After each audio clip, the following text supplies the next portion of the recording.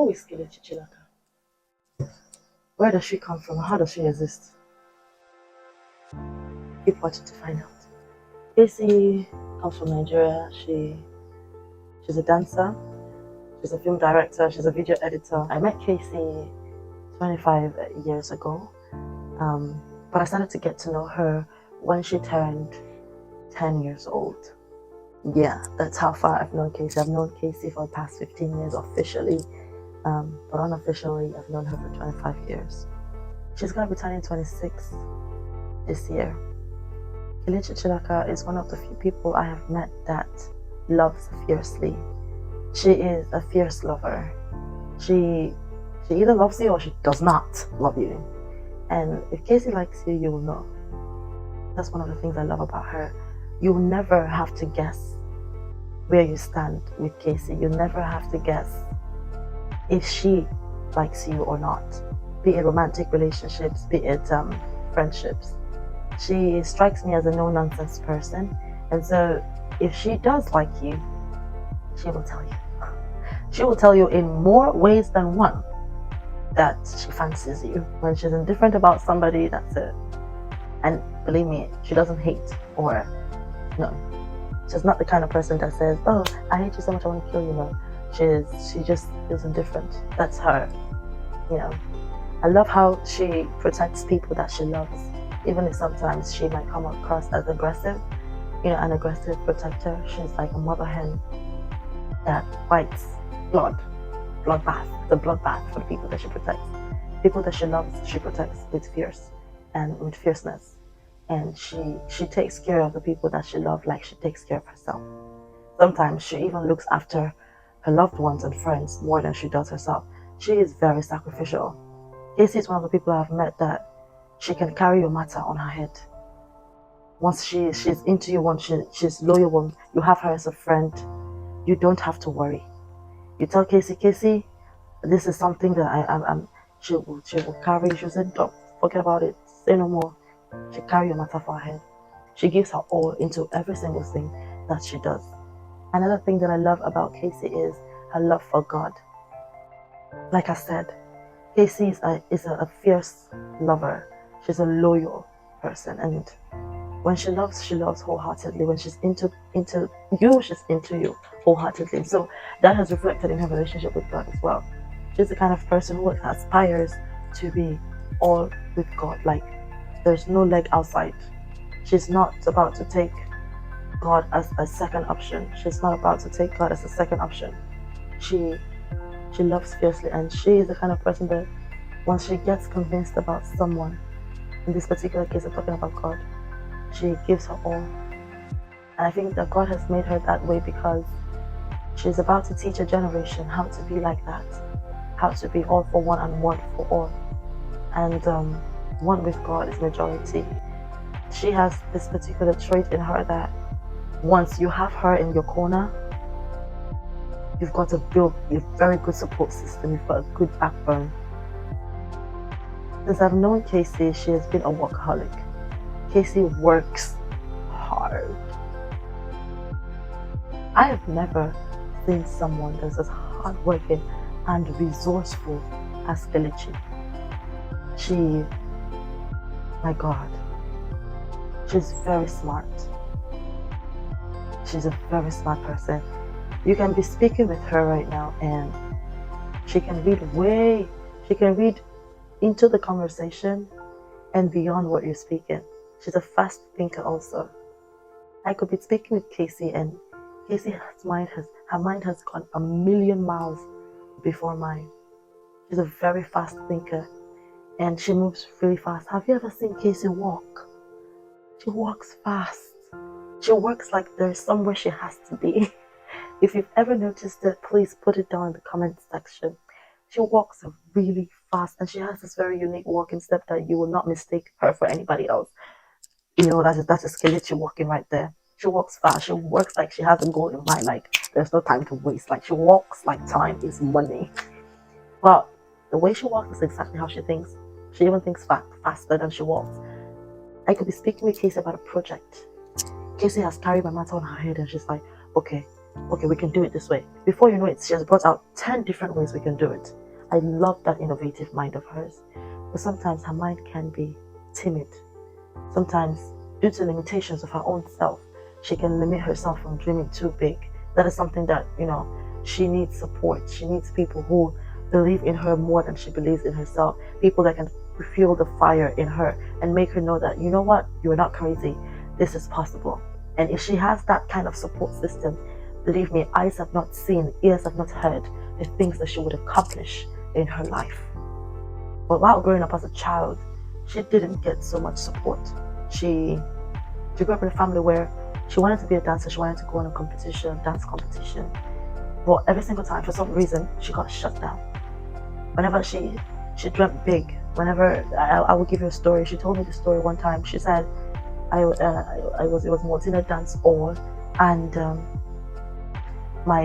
parents did not let her go.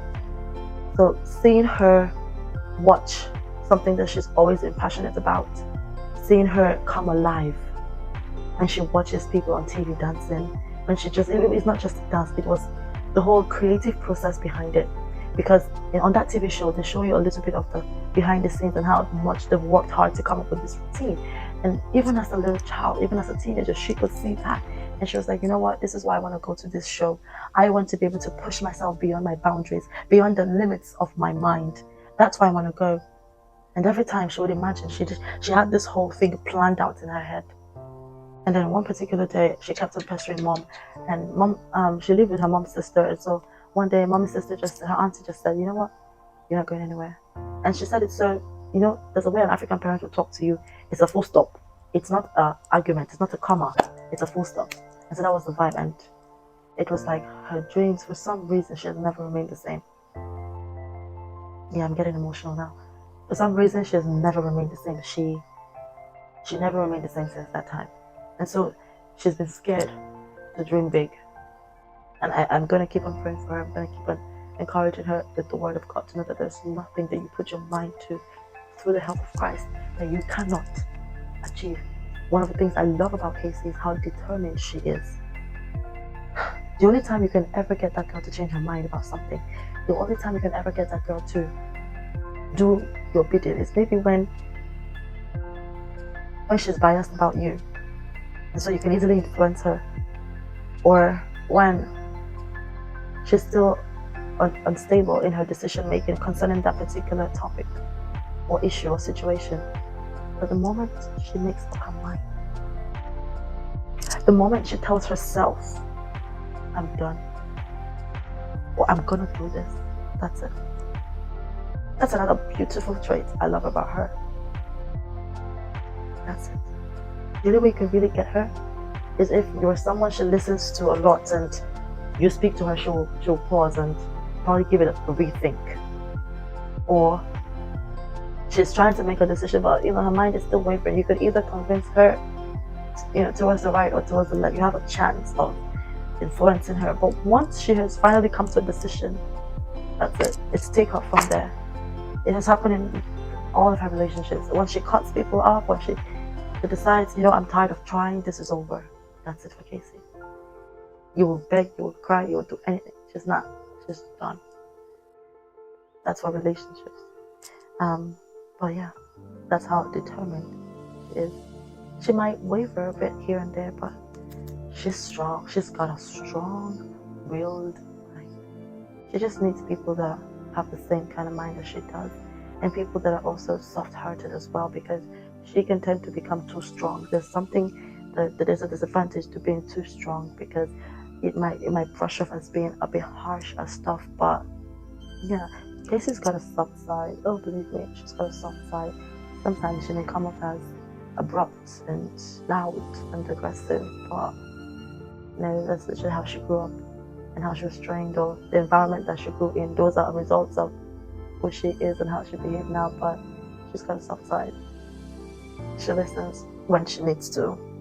When she needs to listen, she sits and she listens. But if the thing is not making sense, she's zoned out already. One other thing I like about Casey is Casey tells it as it is. You want to get an honest truth from anybody ask Casey. She's learning how to like temper her words with love, right? And cushion it with love. But the Holy Spirit is teaching her how to do that. But you know, sometimes it's good to just hit the nail on the head, go right at it. You know, so she can be like that sometimes. And if you say, Casey, how does this dress look on me? And she's gonna be like, do you want the honest truth? Just brace yourself. You know, she's the kind of person that, you know, when the Bible says it is better to, okay, I'm paraphrasing, it's better to slap me with a lie than to slap me with the truth and to kiss me with a lie. That's the kind of mentality that she's called. She believes in slapping people with the truth and kissing them with a lie. I sometimes when I ask her for opinion, I brace myself because I'm like, you know, if you do not have a strong heart, you can actually, you know, she can come off as very sharp-tongued or brash. She needs to soften that side a little bit. But she tells the truth as it is. She's not really a good liar. She can try to lie, but somehow you'll catch her. Because I don't want to give away how to know if she's lying, but you tell, because number one, she can't even look up at you. She's like fidgeting. You can tell that something's wrong and she's not saying the truth. And she strikes me as honesty is the best policy kind of person, you know, which is a very important trait to have. I'm not saying she never lies, but she's just not good at lying, and she would rather say the truth. That's another thing that I admire so much about Casey. I'm trying to see. Casey likes to call a spade a spade. Like, Casey is one of the people that there's no gray area with her. Casey hates gray areas. It confuses her mind. Like, my God, gray areas frustrates her a whole lot. This is not black, it's not white. It's either black or white. Please pick one. Pick one. Let us know what we're doing. Chukwe, are you in or are you out? That is the kind of person that she is. So I feel like she needs to like learn that life is not all about black and white. The life has gray areas, and she also has gray areas as well. Areas that are not black, areas that are not white. And if she received the kind of judgment that she gave out about black and white and gray areas, you know, it would not be palatable. So I'm trying to teach her how to recognize gray areas in certain situations, not everything, you know. Yeah, so that's another thing. Planning. Oh, Casey can talk for Africa, but you see, planning, ooh, for some reason she's just too scared. I don't know, something about her just starting. She's a very good follower. Oh, you can depend on Casey if you want her to do something for you. But venturing out on her own, for some reason, she's like a scaredy cat. It's like when you stand on the shore of an ocean, and you know the only way to go is to swim. Just dive in. Casey is not a fan of just dive in. Casey likes to sit down and plan, and you know. But then, you know, there's so much you can do with just planning. You have to like at least get into motion. Like I said, she needs lots of support. She needs to know that she needs to be told every single day that you can't do it.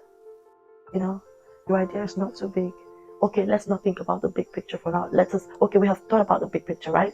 Let us start taking step-by-step methods. She just needs to be coached in that area. Believe me, you will see her fly. She does not like to get into anything that she's not confident about. If you tell her Casey to do something, she's like, I don't know if I could deliver. Believe her. If she says, I'm not sure that I can do this, I'm not sure that I can lead this, maybe she just needs guidance. Or maybe she's not ready yet. But if you push her to do something that she's not ready to do, or push her into doing something that she's not prepared to do, you will not like it. It will not turn out great. Casey works better when she's confident about what she's doing. When she's confident about her craft, you will see her shine. You will see her bubble. You will see it will come from the inside out. But when she's not sure, you see her fidget, and that is not a good look on her. Oh, one more thing, she loves traveling. She loves traveling. She loves trying different cultures. One of the places that she loves to visit is Cuba. She wants to learn the dance culture there, try their food. She would love to go to Mexico as well. Another place I'd love to visit. She would love to visit, because I'm going to go with her. But it's Canada. She has, looked up online just to visit. There's something peaceful about being around the water, being around lakes, being around, just paddling by the sea. It's beautiful. And she's always been a big city girl. She's never been one who wants to stay in a remote island or in a remote village. It dampens her spirit. She wants a place where she can explore. She's an explorer. That's why big cities are drawn. She's drawn to big cities. Yeah, she's a dancer, she's a singer, she's a songwriter, she's a movie producer, she's a film editor, she's an actress, she's a cook. She loves cooking. Cooking is like, it's like another creative aspect of her life. She just loves creating, so cooking has always been a beautiful thing for her to experiment with. And she loves food as well. Oh, Casey can eat too. For someone so slim, you'd wonder where all the food is going. She can eat. She's a bit chop. Ah, Casey can eat. Casey can eat. But I love that she loves food, because whenever something happens that takes away her appetite, you can know that something's wrong with Casey. When Casey tells you, I don't feel like eating, watch her. I'm not having appetite, I don't want to eat. Find out what's wrong. Find out something's going wrong somewhere. Maybe she's mad at you and she doesn't want your food because she's mad. But it doesn't mean that she's not really hungry. Check. Ask her questions. Casey is a very expressive person. It's only of recent that she started becoming very conservative. But we see those traits are still there. She's very, very expressive, especially to the people that know her and that people that she's comfortable with. She's very expressive to them. So, yeah, there's no dull moment with her when you are her friend and close relative, close one. There's no dull moment with Casey. She's very expressive. She's very expressive. But when she gets angry, she's quiet, because since she's a very expressive person, and when she's angry, she would rather tell you exactly how it's doing her in her mind. And sometimes that may not be the best thing to say. She'd rather, I cannot know, keep quiet. She'd rather keep quiet than say it out loud. So it's not because she wants to keep malice or anything. She's just keeping quiet to calm herself down, regulate. But while she's quiet, does not mean that her mind keeps going over, replaying the scenario over and over and over again. Believe me, I don't think I even want her to be quiet when she's mad. I want her to shout. I want her to yell. I want her not to suppress it. Because when she suppresses that, she internalizes it. She doesn't push it outwards. She internalizes it, and it doesn't bode well with her. When she internalizes, say for example, she and I have an argument, and we're talking, and for some reason I am not seeing where she's coming from. She stops talking, just because to her words, her energy, everything she's pushing out there is falling on deaf ears. There's a war. She just saves her breath, and what she does then, I realize, is she stops speaking to me. She doesn't even say anything. I may think that the argument is over and we're back to talking again, and I'm like, Izzy, how are you doing? I'm fine. So in her mind, she's like, oh well, I give up. But when she's yelling, when she's nagging, quote unquote nagging, when she seems like she's nagging, when she seems like she's yelling, she's trying to be expressive. She's trying to tell you where it hurts. She's trying to tell you what to do to make it better. She's trying to communicate. But the moment she keeps shut, the moment she goes silent, for some reason she's just done trying. She's saving her energy. She's concluded that, okay, this is not going to go anywhere. Might as well just end the conversation. But does not mean that, everything is just internalized now, and sometimes that's not healthy for her. I keep telling her to please speak out, learn to speak out, but environments and conditions sometimes prevent her from doing so, speaking out. So yeah, I think I have spent too much time already. This is just episode 26, as she is going to be turning 26 years old. I think I have said more than 26 things I love about Casey. Stay tuned for when she turns 27, and hopefully by the grace of God that she will not be in the same position as she is, and that she's going to grow. Okay? See you next time, and bye. Little one, I love you. You interpreted hostility for love. You interpreted rash words for love. Your brain connected the use of abusive words as a sign that you were loved. And so that's what you gravitated towards. To my little one, I want you to know that you matter. You were never told, you were not told as often as you wished that you mattered when you were little. And so now you do every single thing in your power to prove that you matter. You have tried. Stop trying to prove. You don't need to keep trying. You don't have to impress any single person whatsoever. You don't have to prove your worth to anybody. That's what I'm going to tell her. I wish I could give her a hug and let her know that everything worked together for your good. It wasn't pleasant. It wasn't palatable. But it was worth it. To my younger self, I wish you had more time to play. You grew up so fast. You grew up really fast. I wish you spent more time with yourself, getting to discover your likes, your wants. I wish you spent more time becoming aware of the woman that you are, the girl that you were. To my younger self, adulthood is scam. Do not be in a hurry to grow up. Be a child, please. Adulthood is scam. To my younger self, your intuitions were right.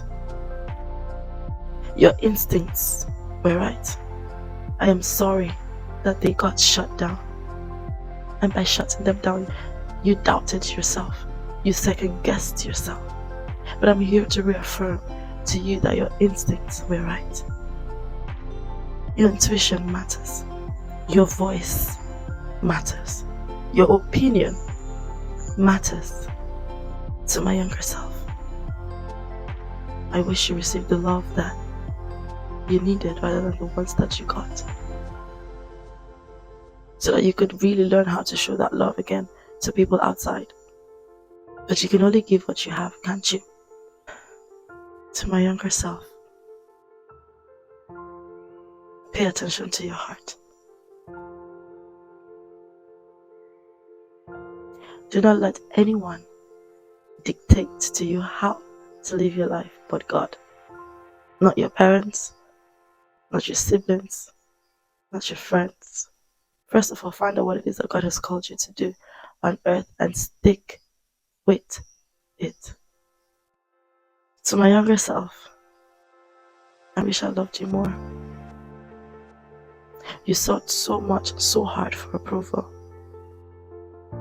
You were so scared to confront, always bending beyond your will just to impress, but never again. You have grown up to realize that no matter what you do, beans will always be beans and rice will always be rice. The rice cannot become beans, beans cannot become rice. You are who you are. I wish I could hold her and give her a hug. I wish I could teach her how to self-regulate. I wish I could teach her to be patient with herself, to not hate herself so much, to not be so hard on herself, to not internalize the pain and the blame and the shame. It wasn't your fault. It was never your fault. It had nothing to do with you.